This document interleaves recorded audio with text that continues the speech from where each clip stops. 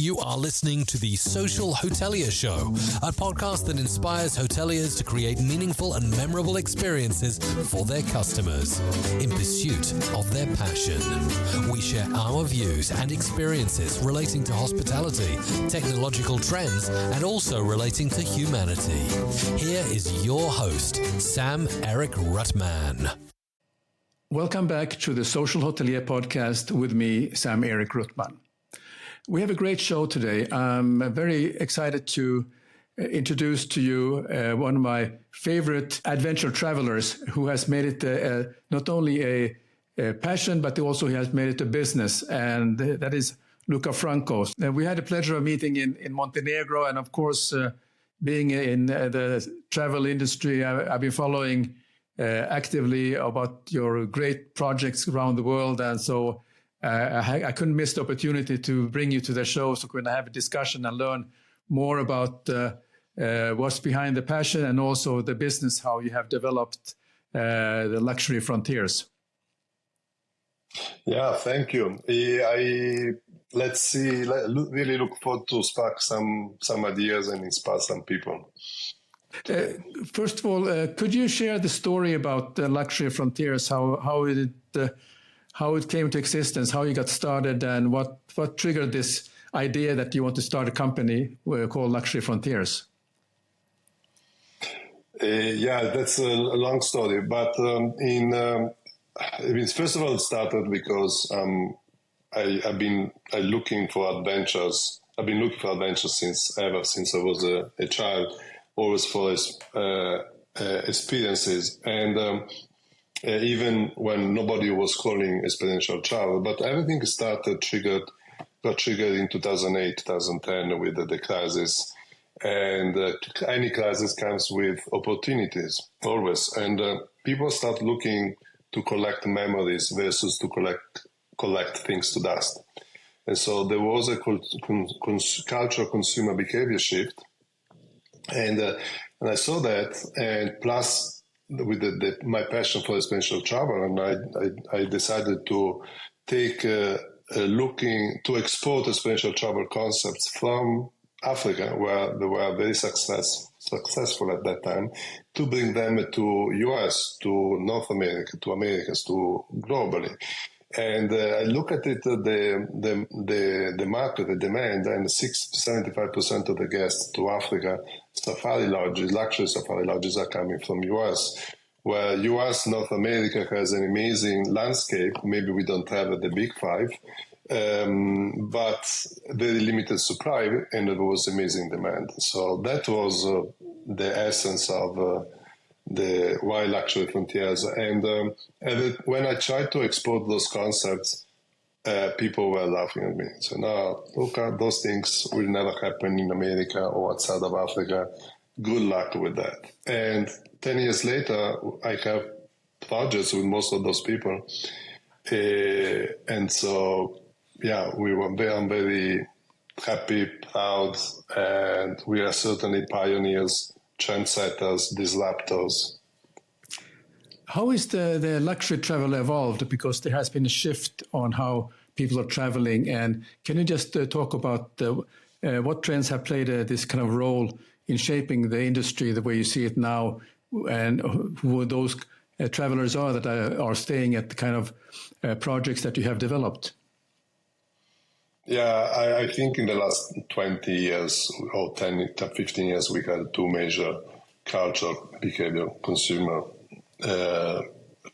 behavior shifts. One was the 2008-2010 economic crisis. The other one was COVID.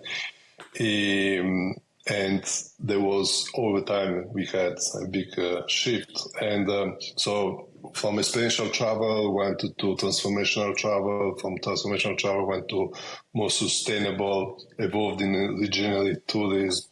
I believe a lot in the impact awakening. And 2020 COVID was bad, but it was an accelerator of something that was very clear that was going to happen. It was, I believe, COVID, it was like a wake-up call from Mother Nature saying, guys, this doesn't work. and we need to revert, we need to change our thinking, our actions. And since then, people start looking at something more experiential, more meaningful, more about quality, more towards nature, adventures, outdoors, wellness, empathy. I believe consumer travel moved to more empathetic travel, where we don't need to consume memory experiences or check the box in all this when we travel, but has to be more sensitive, more empathetic in a three-way between the host, the guest, and the local community. Yeah, I mean, the pandemic was a very interesting time. I mean, I was in Helsinki during that time, and the memory I have of pandemic was that I walked to the center of Helsinki and I could hear in the park nightingales, and I could see I went to the harbor. The water was quite clear, and so it was sort of and it was so quiet. There was no traffic, and things are not the same way anymore. But listening to the nightingale in the center of Helsinki Park was kind of a sign that I think we have something to learn from this. That you are right. The Mother Nature shook us up a little bit, but I'm afraid that people have a little bit of a short memory, so we really have to continuously talk about these things and sustainability or regeneration or how you talk about things are of utmost importance. So I know that the sustainability plays a huge role in what you're doing. So could you talk a little bit? Can you dig a little bit deeper about what it means to you and how you go about it in your business, for instance? Yeah, we didn't change anything since COVID. Sustainability or attention to details, listening to nature or learning from nature, it's part of our DNA. So clearly we cannot sustain something that is not sustainable. And we need to revert our actions. And so we need to have a more regenerative and holistic approach. So stop with the greenwashing. Hopefully a good thing from COVID was the end of, hopefully, the greenwashing. It's not anymore about to remove a single-use plastic straw from a cocktail. It's about really to understand where the fruit is harvested, how the alcohol is produced, how, where, etc. So we need to learn from nature, and the nature has been is sustainable for the last 4.3 billion years. And so we need to learn, throughout all the ups and downs, etc. So we need to learn from the nature masters how to do that. And so everything that we do is based on biophilic, not everything, but most of it we do is based on biophilic design principles, about mimicry. Our approach is always we don't own the land owns us. So in a very respectful way and humble way. And so that's our approach. And throughout, from planning, strategy, design, development, operation, we always look at in a very respectful way. So you see that the luxury travel has called attention to this kind of importance of sustainability. So they are ready for not to be pampered in a very unsustainable way, but actually they are prepared to rough it up a little bit and explore the wilderness in a kind of tented camps, if you will, or a light structure developments that you are doing. So there's really clearly a shift of how people like to travel. Yeah, it's interesting. It's interesting when you look at the best resorts in the world by Condé Nast, Travel and Leisure, all those type of magazines that are based on guest surveys. There is always several tent camps or experiential projects in the first 10 best 10. Why? Because it's not about maybe the best design product or building. It's really about those projects that have that creating lifetime moments, memories for the guests. So that we are in several of those. We got a lot of accolades or awards, and that's what makes me really proud. That's very good. Yeah. So there are challenges and opportunities, as you say, in a travel industry. But can you maybe talk about some of the biggest challenges you see, and maybe the opportunities in the luxury travel? Is it the shift of travel, or is it or what else would it be? Something that you see when you're observing how the luxury travel has evolved? Certainly. I mean, you're talking about challenges in these days. We're going through a very sad, awful crisis in the Middle East, and so that's unfortunate. That's what happened. It's happening. The whole world travel. It's impacted by geopolitical challenges. And the travel is impacted by geopolitical challenges like the pandemic, like global warming or global boiling, and so on. So our approach is very try to be diversified in terms of geographies. And so we work globally in different parts of the world, from a lot in India, in Africa. We started in Australia. Very established in North America, a little bit in Europe, that we come to. So the diversification is very important for us. And then, but in terms of real focus on investment from our side, we are focusing on North America. Very good. I just read, after this past summer season, many of the tourists or travelers out of UK who usually spend their holidays in Southern Europe, there are some reports that stated that in the next 5 years, there's a shift where people are traveling. And of course, now people are looking up north to the area where we are here in the Arctic and the Nordics. Where do you see the opportunity for, let's say, Luxury Frontiers to have a development going on to my neck of the woods? I know you have been here before, but on Norway. But how about the Finland and the Arctic Lapland area, or even Lake District? I would love it, Sam. I would love it. Find an opportunity and come tomorrow. Absolutely. No, I believe we were joking, like we spent some holidays in Greece last summer after all the fires, and we said next year we are going to, as a family, we are going to book Scandinavian countries. I believe it's a global.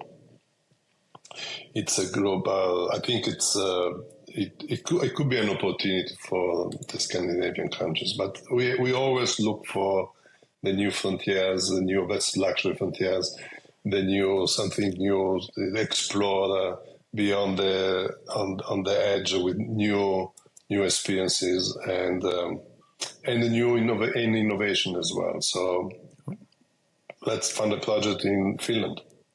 Well, I'm not the ambassador of Finland, but I'm passionate about Finland. So I think there are several opportunities in this area. Obviously, the wilderness in the Arctic or the Northeast, and then of course you have the archipelago, which is there are lots of islands which can create opportunity, or even the Lake District. So particularly for families and couples. So there's an opportunity. So I think I need to work on this and invite you over here before you come on holiday with your family, so you can see what we can offer here. But let's talk a little bit more about your collaboration with various brands and properties. I know you have done some work with some of the top, luxury brands. Can you discuss that importance of the strategic partnership, and how does it work in your business model? It is very important. It's all about relationships, and so we have a direct relationships, direct access to CEOs, top executives of the majority of hotel brands, majority of investors and family offices, and all around the world. And it's about building, is to have a very strong reputation, creating something out of the box concepts. That's what we have a reputation for.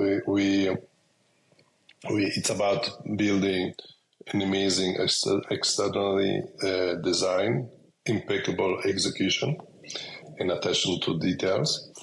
And throughout the years, we became strategic preferred partners for many of these hotel brands. So anytime that there is a project that requires some creativeness, some innovation, some thinking out of the box, they call us. And so we have projects with Four Seasons, with Aman, with Six Senses, and with Carlton. So with all the different traditional brands, but also more experiential brands like from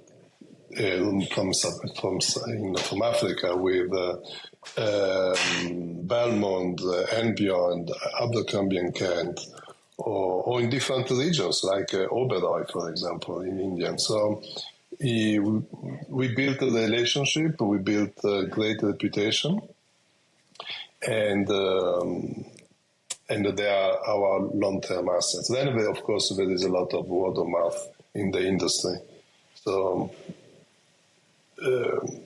yeah. There is always that first project to get started, to get your foot into the door. What were some of the steps you had to take in order to get that first project, which gave you then the credibility and that people start to pay attention to Luxury Frontiers, what you were doing, and that opened the doors to many other opportunities? Maybe you can share some story about that.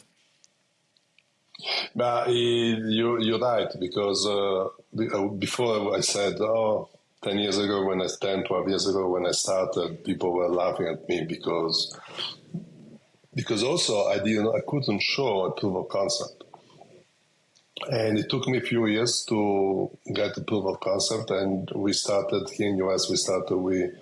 We created, started, developed, and designed and developed the Camp Sarika by Amangiri in Utah, and it's the most performing.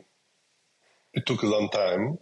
Opened in 2020 during COVID, and throughout since then is generating between $4,000 to $6,000 per night, 95% occupancy, payback in 2 years, and probably is one of the most profitable hotel or lodge in the world, and that gave us credibility, reputation. Finally, we had a proof of concept.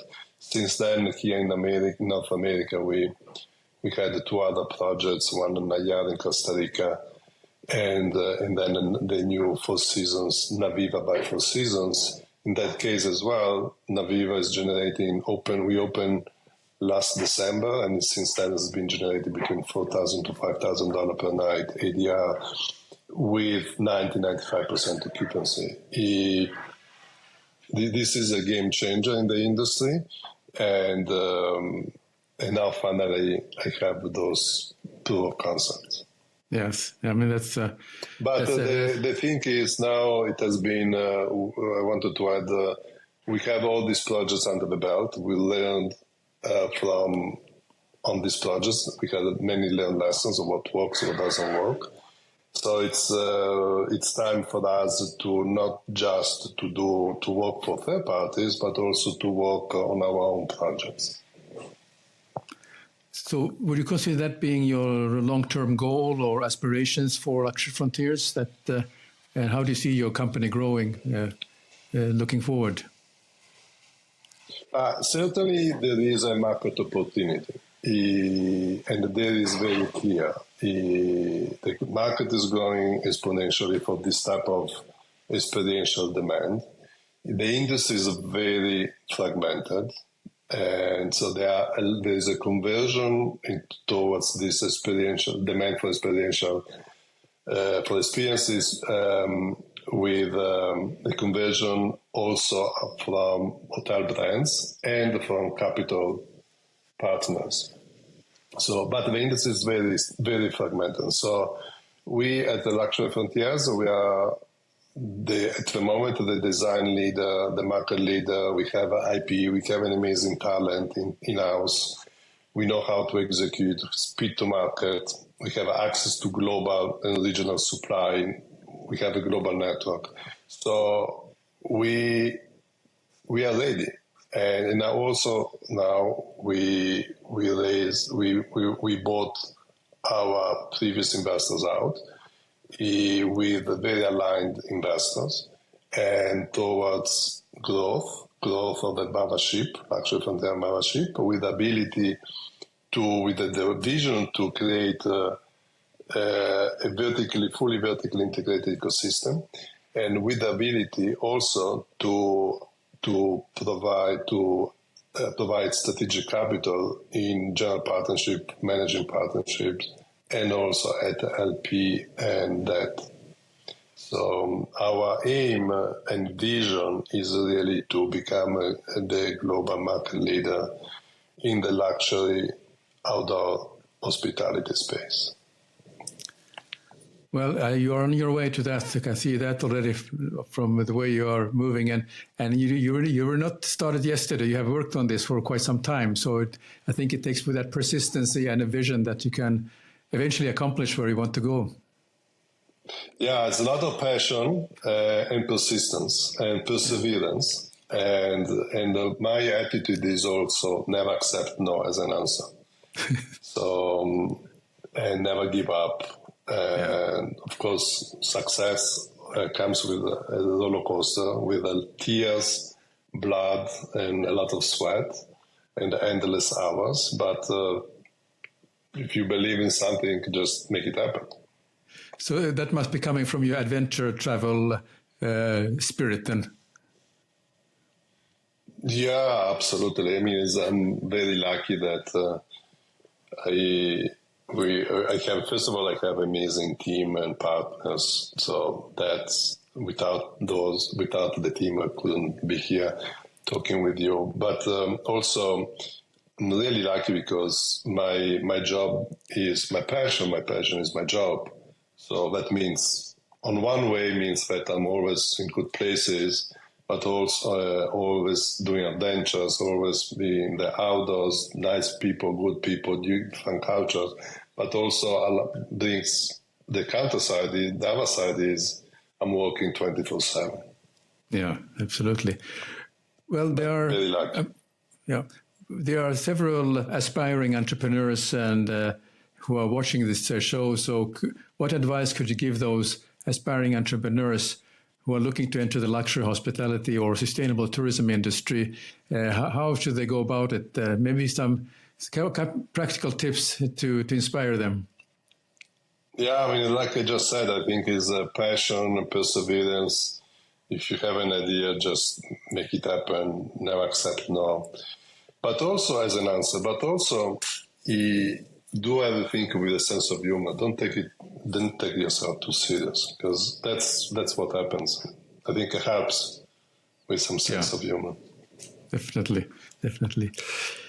Yeah, so a little bit about you, Luca. It would be interesting to know what inspires you as a founder, and have there been books or mentors or experiences that had been sort of life-changing for you during your journey? I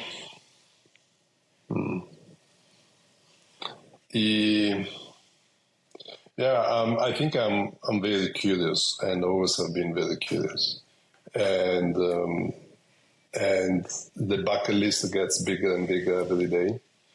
And if I don't have a plan to travel for the next 2 weeks, I get very antsy. So I never stop. That's the reality. And so, and curiosity is really important. I have a few mentors throughout the years, and then my attitude is always to bring an amazing team close to me, working with me, and learn from partners that I'm lucky that I brought to the table, and they know way better than what I know. So that's I think is that's I think the way to go. Very good. Yeah, I learned that you've been running marathons, and are you still running marathons or do you have time, or do you make time for that? Yeah. It's I mean, to me, marathon is part of luxury frontiers in a sense. It's about an adventure. It's about people. It's about outdoors and so. So for me, it's sport, adventures, luxury frontiers, business, passion is all in a big bucket. It's all Luca. That's me. I ran 25 marathons. The first 15 in urban locations, and at that time for me it was about people. So I was running around to give me 5 to all the kids along the street. Then I started Luxury Frontiers, and I decided that wasn't enough for me, and so I wanted to be in outdoors, and so I ran around 10 more marathons in the desert, in the North Pole, around volcanoes, in the outdoors, with no people, just me and nature. And lately I started doing mountaineering. And so I just came back from the Everest Base Camp. So again, it's about going, be curious, and always trying to explore something new. Yeah.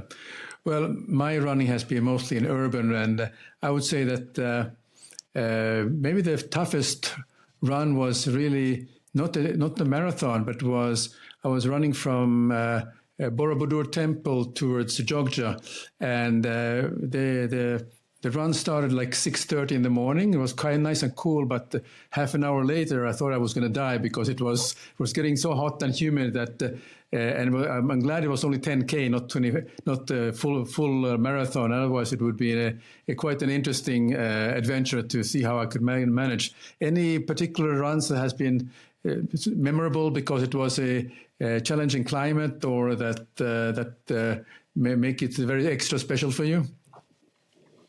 I think there was one in the North Pole that was the first half marathon was -2 Fahrenheit, and everybody had frozen bites. Yeah. And we ran on the ice cap. Yeah, I love, again, that's an adventure, so I love extreme adventures. It's part of Luxury Frontiers. It's all bundled together. Very good. Well, Luca, thank you very much. I think it has been a very interesting time. Half an hour we have spent together here, and I learned very much about you, and also about your passion, and also where you see the luxury frontier going. So I'm looking forward to bringing you another time to discuss some other topics if you don't mind. So, but for this episode, just thank you very much that you have joined, and I'm looking forward to seeing you in one of the events we are going in together. Yeah, let's do in Finland.